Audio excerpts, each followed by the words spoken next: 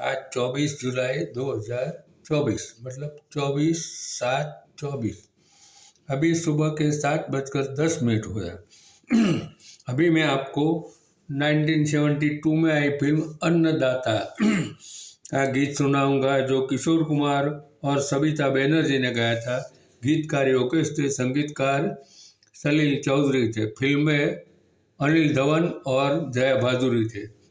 उसका दूसरा गीत तो गा चुका हूँ। ये गीत है, ओ मेरी प्राण सजनी चंपावती आजा, और लेकर चैन मेरा दूर मुझसे ना जा। ओ मेरी प्राणवती चंपावती आजा, और लेकर चैन मेरा दूर मुझसे ना जा। चंपावती तू आजा, चंपावती तू आजा, चंपावती तू आजा।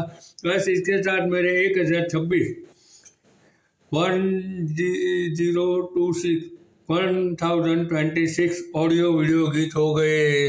हो ही जाता है।